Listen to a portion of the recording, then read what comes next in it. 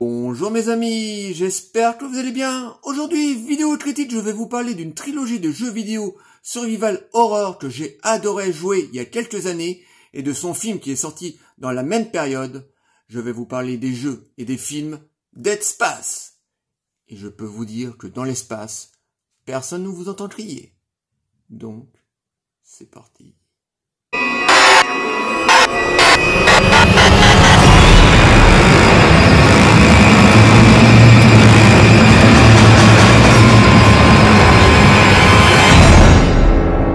Dead Space est une excellente trilogie de jeux vidéo qui a été développée au début des années 2000, en 2008, très exactement par Electronic Arts. Alors avant de vous parler de ce très bon jeu vidéo et le film, je vais revenir aux origines du jeu vidéo. Au début des années 80, le jeu vidéo commence à rentrer dans tous les foyers du monde et à l'époque on avait de excellents petits jeux, mais des jeux très enfantins, par exemple comme des jeux d'aventure ou des jeux de plateau ou des jeux de sport. Donc on avait les Super Mario, on avait les Sonic, on avait des jeux de foot, mais tout ça était assez gentillé et au début des années 2000, le monde du jeu vidéo a commencé à changer littéralement parce que le jeu vidéo a rencontré le cinéma. Et les deux genres se sont très bien mariés. On a eu droit à d'excellentes trilogies, voire de sagas vidéo ludiques, comme la très bonne saga Tomb Raider. Alors moi, à l'époque, j'étais encore gamer, voilà, parce que maintenant, malheureusement, entre le boulot, le sport et bien entendu la chaîne Angel Art et Marion, j'ai plus du tout le temps de jouer aux jeux vidéo. De toute façon, j'ai plus de jeux de console, j'ai pas de PlayStation 4 et encore moins de PlayStation 5, mais à l'époque j'étais gamer et j'adorais ces jeux qui mélangeaient des scénarios de films. Donc on avait Tomb Raider, je les ai fait absolument tous, je crois qu'il y en a eu de 11 de mémoire, donc je les ai tous fait. J'adorais cette saga Tomb Raider parce que déjà d'une on avait un personnage, enfin plutôt une personnage qui était Lara Croft, qui était vraiment la descendance de Indiana Jones. Donc on était totalement dans cet ADN, dans l'ADN de la trilogie, enfin de la quadrilogie plutôt, de Steven Spielberg, Indiana Jones. C'était des jeux qui étaient très riches, on avait pas mal d'aventures, pas mal d'actions. On devait chercher des trésors, on devait pousser des portes secrètes. C'était vraiment excellent parce que les scénarios étaient vraiment très cinéma. Et donc, au début des années 2000, sort cette trilogie Dead Space. Et là, pour ce film, ils reprennent totalement l'ADN du film Alien.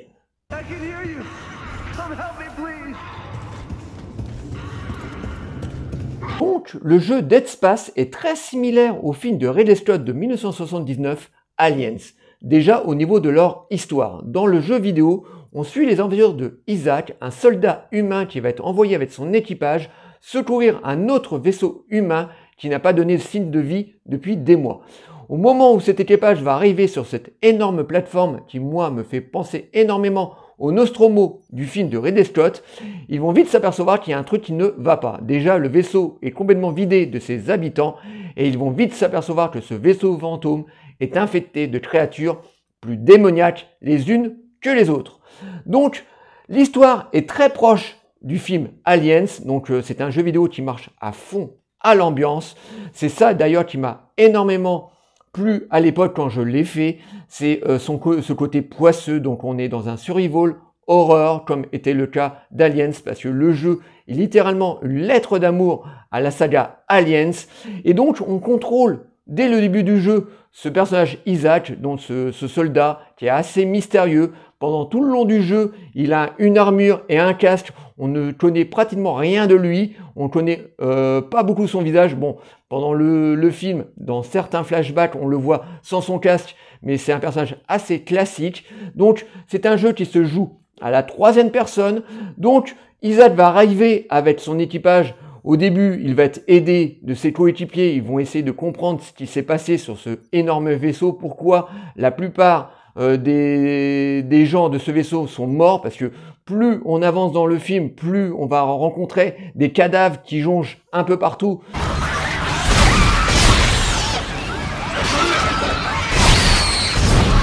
Et ce vaisseau qui est complètement défoncé, donc ils vont essayer de comprendre le pourquoi et du comment.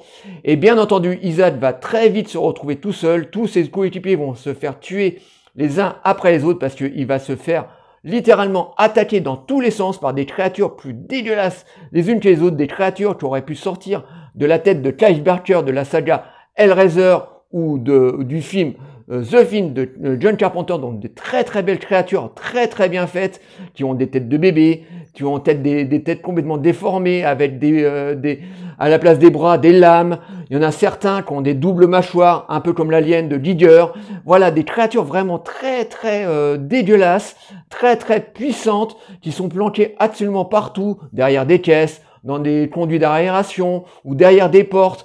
Et donc ce personnage va essayer de démêler le pourquoi et du comment et surtout survivre à cette aventure. What the fuck are you doing? Shit! Help! I'm trying! Et ce jeu a été un véritable carton. Le jeu donc est sorti en 2008. Ça a bien entendu poussé les producteurs, j'allais dire, les concepteurs du jeu à faire des suites. Et donc en 2008, on a eu droit à Dead Space 2. Et en 2011, on a eu droit à Dead Space 3. Alors le deuxième jeu a été encore un très gros carton. Et dans le troisième, ça a été un petit peu moins le cas. Les fans ont commencé un petit peu à s'essouffler. Parce que je pense que dans le troisième, une grande partie du film se passe dans le vaisseau spatial, mais aussi sur une planète glacée. Et je pense que c'est ça qui a un petit peu déplu aux fans du jeu, parce que c'est vrai que quand un jeu se passe dans un endroit confiné comme un vaisseau spatial, même si le vaisseau spatial est immense, ça donne un côté claustrophobique beaucoup plus lourd, avec une ambiance très lourde, parce que le jeu est très noir, hein. Voilà, dans le premier par exemple, on a très peu de lumière, souvent on est éclairé grâce à notre arme, voilà, avec une lampe torche, et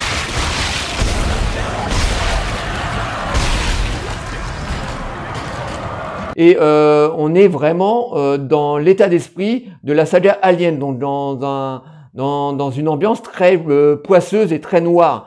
Et dans le troisième, c'était un peu moins le cas. Voilà, on était sur une planète, certes une planète glacée, avec très peu de lumière, mais c'est ça à mon avis qui a dû déplaire aux fans, mais ça a été un véritable carton. Ça a amené aussi beaucoup de produits d'Izing autour de cette franchise, des BD, des figurines, et 2 films d'animation qui sont sortis dans le sillage de cette trilogie. Mais bon, ça, j'en reviendrai après. Et j'ai adoré donc jouer à ce jeu vidéo. Voilà, moi, je passais des heures, mais vraiment des heures à faire ce jeu vidéo, donc à contrôler ce personnage Isaac qui a au début une simple arme, voilà, une espèce de pétoire. Et au fur et à mesure qu'on avançait dans le jeu, on pouvait augmenter la capacité de notre arme. En plus, Isaac passait étage par étage, donc il avait énormément de choses à faire, à décrypter des ordinateurs, à trouver telle et telle pièce pour pouvoir réparer ce vaisseau spatial. Donc j'ai adoré faire ce jeu vidéo qui est vraiment excellent.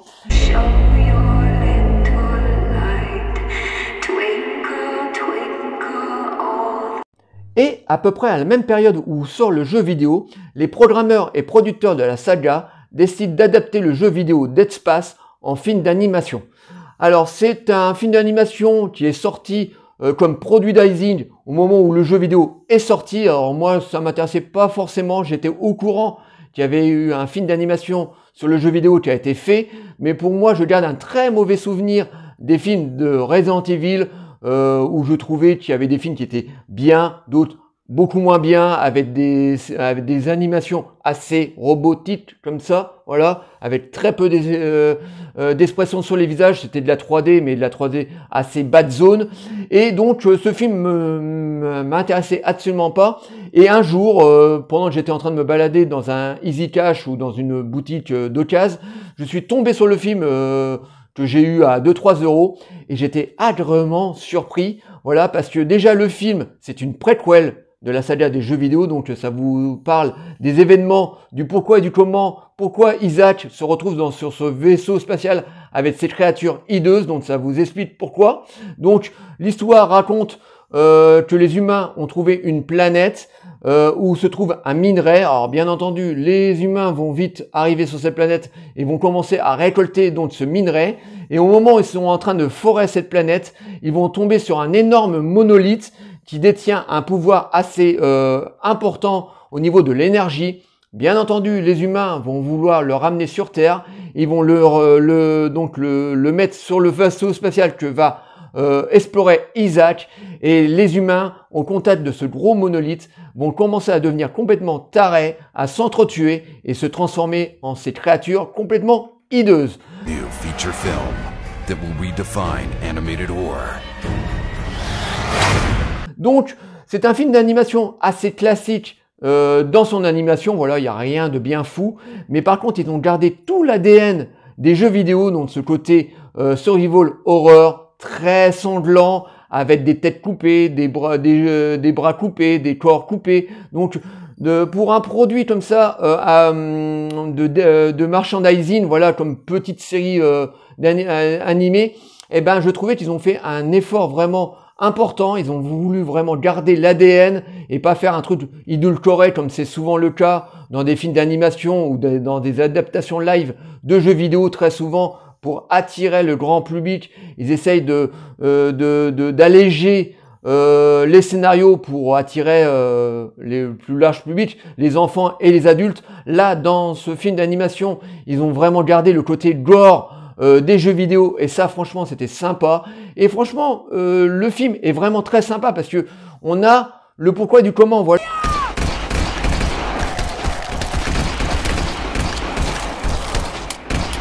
Parce que le film se termine au début du jeu vidéo, au moment où Isaac arrive à son vaisseau spatial avec ses amis. Et franchement, c'est sympa. Bon, c'est pas un gros film d'animation qui aurait pu sortir au cinéma, hein. Chez nous, il est sorti directement en support physique. Mais franchement, le film est vraiment très bien. Il dure 1h20. Ça, voilà, on a beaucoup d'action, beaucoup de scènes gore, avec des personnages comme ça qui essaient de survivre à ces créatures. Donc c'est un film qui est vraiment sympa. Et j'ai appris au moment où j'étais en train d'écrire cette chronique et cette vidéo qu'il y avait une suite au film d'animation. Alors j'étais pas du tout au courant. Alors je vais essayer de m'atteler à trouver cette suite et essayer de la regarder, voir si elle est aussi bonne que du tout premier film d'animation. Mais ce film était vraiment très très bon.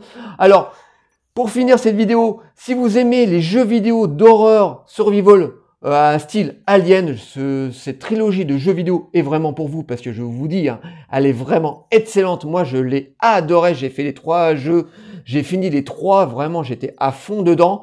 Le film d'animation qui est sorti à peu près en même temps est tout aussi bien. Voilà, on est totalement dans la même ADN. Donc, je ne peux que vous conseiller cette excellente trilogie de jeux vidéo et ce film d'animation qui est vraiment excellente, parce que c'est vraiment une lettre d'amour, encore une fois, à la saga Alien. Et pour moi, ces jeux sont littéralement des jeux à faire et vraiment excellents. Donc, la saga jeux vidéo Dead Space et le film d'animation à voir absolument. Voilà, j'espère que cette vidéo vous aura plu. Likez, délikez, abonnez-vous. N'hésitez pas à m'envoyer des messages sur la saga vidéo Dead Space et son film d'animation. Je vous répondrai toujours avec plaisir. Et je vous dis à très très bientôt. Ciao les amis.